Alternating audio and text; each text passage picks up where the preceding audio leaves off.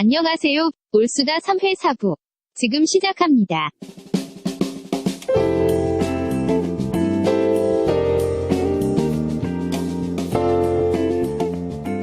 4부는 우리가 밥만으로는 먹고 살 수 없다. 뭐 책도 읽어야 되고 영화도 봐야 되고 그래서 오늘은 책을 같이 나누는 시간을 우리가 가져보려고 합니다. 자, 오늘 소개할 책은 어떤 책인가요? 오늘 가지고 나온 책은 그레엄 골즈워드라는 분이 지은 복음과 하나님의 나라라는 책입니다. 성서 유니온 선교회 이 출판사에서 나왔고요. 이 책을 지으신 분은 호주의 신학자입니다. 이분이 그 성도들로부터 구약 성경이 너무 어려우니까 요즘 많이 가르쳐 주세요. 이런 요청을 되게 많이 받았고 특히 소선지서가 많이 어려우니까 이 부분에 대한 요청이 이제 많았다고 하는데요. 그럴 때마다 이분은 그것도 좋은데 성경 전체의 통일성에 대해서 먼저 공부를 하는 게 좋겠다 이런 제안을 했고 여러 그룹들하고 같이 공부를 하셨대요. 그런데 반응이 아주 뜨거웠답니다. 그래서 강의한 내용들을 좀 모아서 이렇게 책을 냈다고 하십니다. 성경 전체의 통일성에 대한 공부를 먼저 하는 게 좋겠다고 한 그 생각의 배경이 있나요? 이 책을 읽다 보면? 그 결정적인 계기는 이 책에 나오는데 주일학교나 교회에서 구약에 대한 설교가 너무 오류가 많다. 그 오류의 원인을 따져보니까 이 성경 전체의 통일성에 대한 이해가 결여되어 있기 때문이다. 여기서 문제의식을 많이 가지셨던 것 같아요.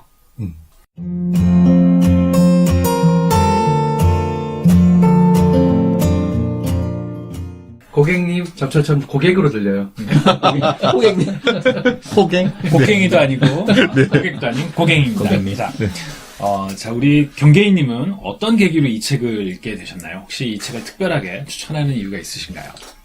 이 책은 이제 몇 년 전에 한국에서 다녔던 교회 그 목사님의 소개로 읽게 됐는데요. 목사님들이 책을 많이 읽으시잖아요. 이분도 굉장한 또 독서량을 또 보이시는 분인데 이 책을 손에 꼽는 책이다. 이렇게 얘기를 하셨어요. 그리고 이제 목사님께서 모세오경 성경 공부라는 그 프로그램을 하실 때 이 책을 이제 교재로 사용한 적도 있고요. 그래서 이 머리말을 읽어보니까 아까 이제 간단히 소개를 했지만 그 목사님 이 책을 지으신 분과 같이 공부를 했던 사람들이 성경의 이제 여러 부분들이 어떻게 같은 주제로 묶여지는지를 발견하면서 성경을 보는 눈이 생기고 구약을 조금 더 잘 이해할 수 있는 안목이 열렸다고 이제 소개를 하고 있거든요. 읽어보니까 정말 그런 것 같아요. 저도 이제 이 책을 읽고 이제 성경을 이해하고 특히 이제 구약을 이해하는 데 많은 도움을 받았습니다. 여러 가지 사건들, 인물들 많이 나오는데 이런 사건들이 어떤 그냥 시대순으로 그냥 나열한 것이 아니라 하나님 나라를 이루는 하나하나의 그 사슬과 같은 고리라는 사실을 깨달을 수 있었고 또 개별적인 사건들을 이해하는 데 있어서도 필요한 그런 하나의 관점을 얻었다는 게 이 책이 주는 가장 큰 유익이라고 생각합니다. 네. 제가 항상 궁금한 게 네. 두껍습니까? 이 책은 제가 지금 가지고 나왔는데요. 먼저 얘기하는 이 제목이나 이런 거에 비해서 굉장히 얇아요. 굉장히 얇고 글씨도 그렇게 작지 않고 200페이지가 채 안 됩니다. 부록을 빼면 뭐 150페이지밖에 안 돼요. 네. 글자가 굉장히 크네요. 예, 그래서 어떻게 이렇게 적은 분량에 이런 내용을 담을 수 있을까? 굉장히 공부를 많이 하시고 또 평신도들하고 많이 활동을 많이 하시다 보니까 그 평신도의 눈높이에서 책을 쓰신 것 같다는 생각이 듭니다. 혹시 굉장히 졸린 책 아닙니까? 그렇진 않아요. 이게 성경을 읽고 구약을 좀 성경 역사를 한눈에 좀 파악하고 싶다. 그리고 이런 내용 왜 어떻게 해야 되지 그런 열망을 가지셨던 분이라면 굉장히 감격스럽게 읽지 않을까 하는 기대를 갖고 있고요.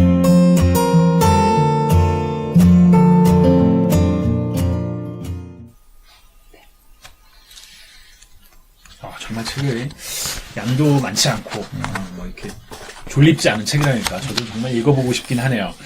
그래도 좀 책의 좀 일부분이라도 좀 간단하게 이렇게 소개를 해주실 수 있을까요? 네. 이 책의 부제가 성경신학적 구약 해석법. 이거 너무 졸린데요. 이거 벌써 너무 졸린데요. 너무 어렵죠?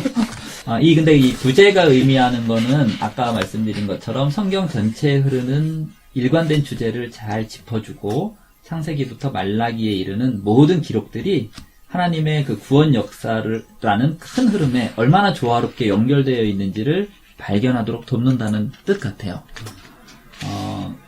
내용을 좀 보면 이제 1, 2, 3장에서는 구약 성경이 어떻게 또 어떤 목적으로 쓰여진 책인지를 간단하게 짚어줍니다. 또 구약의 특징을 이제 문학의 형태를 많이 띠잖아요.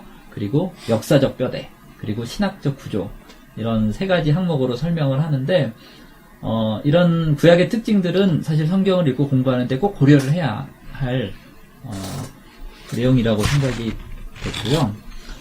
그리고 성경을 해석하는 잘못된 방법들, 그런 사례들을 몇 가지 이제 소개를 하는데, 이 부분이 아주 와닿습니다.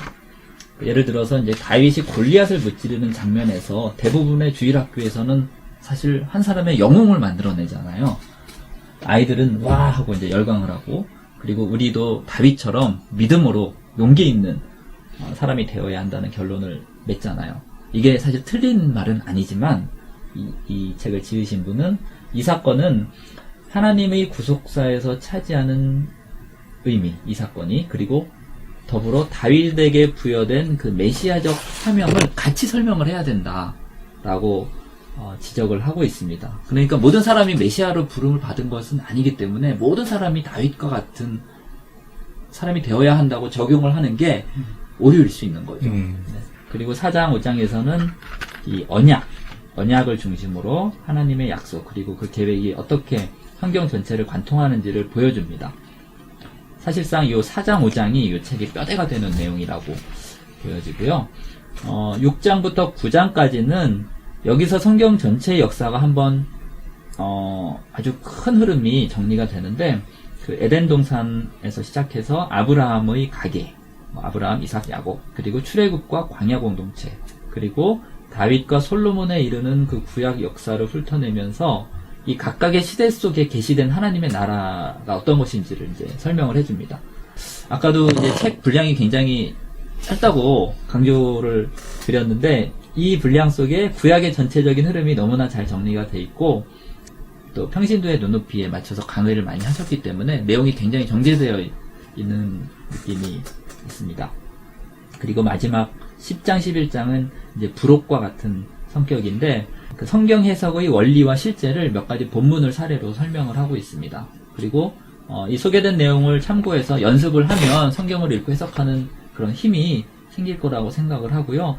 혼자 하기 어려우면 소그룹으로 함께 하고, 또 거기서 해결이 안 되면 목사님이나 전사님께 이렇게 물어가면서 풀어가면 성경 공부가 훨씬 재미있어질 것 같다는 생각이 듭니다.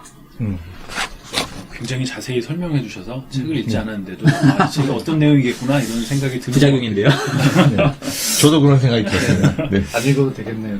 네. 지금 이게 심지어 저는 딴 사람들한테 설명도 할 수 있을 것 같습니다. 네.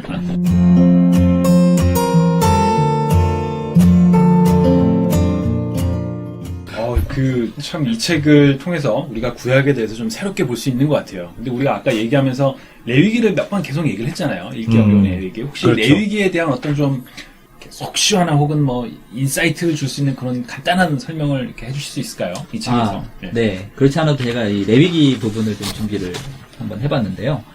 사실 창세기부터 그 구약 전체적으로 인상 깊은 내용이 너무 많습니다. 그렇지만 우리가 레위기를 많이 어려워하고 있고, 더구나 로마서에서 바울이 율법에 대해서 언급한 부분 때문에 이 레위기가 사실 율법의 어떤 내용인데, 그 부분이 되게 충돌이 많잖아요. 여기를 그렇죠. 좀 잘 정리해준 부분이 있어서 좀 소개를 드리겠습니다. 사도 바울이 로마서에서 그 율법에 대해 언급한 내용들이 대부분은 좀 평가절하하는 내용들이잖아요. 그렇죠. 율법은 좀 쓸데없다. 뭐 로마서 6장 14절 보면 너희가 율법 아래 있지 아니하고 은혜 아래 있음이라, 이런 이제 표현들 때문에 율법을 주신 목적과 의미에 대해 많은 오해가 생긴 부분이 사실이고요. 그래서 이 책에서는 이 오해를 풀기 위해서 두 가지 관점을 제시하고 있는데, 첫 번째로 말씀드리면 율법에 대해서 이 신약 성경에서 평가절하하는 것처럼 보이는 이유는 신약 성경이 율법 자체에 대해서가 아니라 이스라엘이 율법을 왜곡되게 사용했다는 점을 이해해야 한다는 겁니다.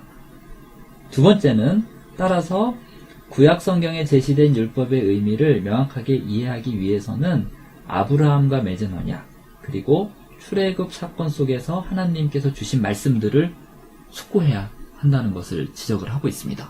율법이 그러니까 이러한 것들을 배경 지금 말씀하신 게 네. 이스라엘 사람들이 원래 율법 주신 그 목적에 맞지 않게 자기들 마음대로 그렇죠. 좀 바꿔서 썼다. 뭐 이런 말씀이신 거죠. 그러니까 종교적인 기득권자들이 자신의 기득권을 수호하는 목적으로 율법을 활용했기 때문에 그 바울이 거기에 대한 지적을 한 게 아닌가 그렇게 생각이 되고요. 그 로마서를 우리가 읽다 보면 사실 로마서가 좀 굉장히 읽기 어려운 책인데 네, 바울이 율법에 대해서 나쁘다라고만 말을 하잖아요.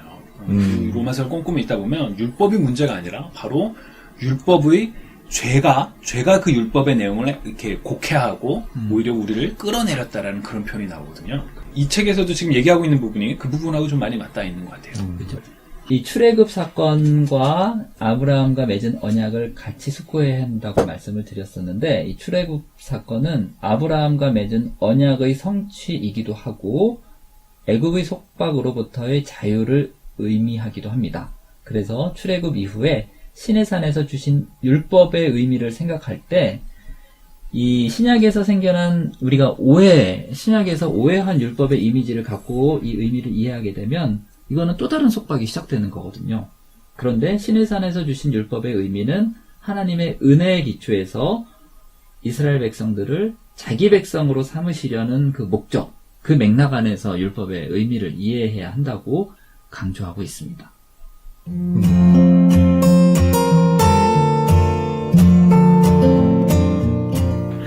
그 마지막으로 혹시 이 책을 어떤 분들에게 좀 이렇게 추천해준다, 목회자들한테 추천한다, 그런 게 있으신가요? 감히 경계인 나부랭이가 목회자분들께 추천을 하기는 어려울 것 같지만, 사실은 모든 성도분들께 추천을 하고 싶습니다. 이제, 조금 어렵긴 할 수 있는데, 어쨌든 평신도 눈높이에 맞춘 책이라고 생각을 하고요. 우리가 10년을 공부해도 영어가 잘 안 되는 경우가 있잖아요. 마찬가지로, 모태신앙으로 평생을 교회를 다녔어도 내가 스스로 성경을 읽고 묵상하고 적용하고 하는 그게 너무 어렵다 이렇게 생각할 수가 있거든요. 그런 분들에게 특히 추천하고 싶습니다. 그래서 이 성경을 사건별로 인물별로 책, 장, 절별로 이렇게 분리해서 단편적으로 이해하기보다도 이 성경 속의 수많은 사건과 이야기 또 예언들, 시가서들이 어떻게 서로 연결되어 있고 또 하나님의 구원 역사라는 하나의 줄기에 엮어져 있는지 직접 보고 싶으신 분이 있다면 이 책을 읽어보시길 권합니다. 네. 그 그레엄 골즈워디가 쓴 복음과 하나님의 나라, 참 이렇게 이야기를 같이 듣고 보니까 제가 한번 꼭 읽어봐야 되겠다라는 생각이 드네요. 앞으로 우리 이 코너에서도 계속 이런 좋은 책과 또 좋은 영화나 이런 문화와 관련된 내용들을 계속 소개할 수 있으면 참 좋을 것 같습니다. 우리가 근데 꼭 신앙 서적만 소개할 건 아니죠? 그럼요. 그럼 재미없다. 네. 그 문제를 던져줄 수 있는 그런 영화나 네. 그런 책이나 이런 것들 많이 나누고 싶은 생각도 있어요. 네, 필요한 것 같아요. 그 중고등부 아이들하고 이렇게 무비 나이처럼 영화를 보면 아이들이 크리스천 무비다 그러면 안 올 때가 있더라고요. 크리스천 무비가 아니지만 기독교적인 메시지, 기독교적인 가치, 그리고 우리가 세상에 대해서 그런 거 고민할 수 있는 많은 다양한 것들 참 많거든요. 우리 이 코너에서도 이런 것들이 계속 다뤄지면 참 좋을 것 같네요. 네. 네, 감사합니다. 1부에서 4부까지 좀 나눠봤는데, 아직 처음 녹음이라서 좀 뭐라고 할까요? 좀 저희가 좀 이렇게 약간 부드럽지 않은 면도 있는데, 앞으로 더 해보면서 좀 해봐야겠죠? 네, 다음에 또 만나도록 하겠습니다. 감사합니다. 감사합니다.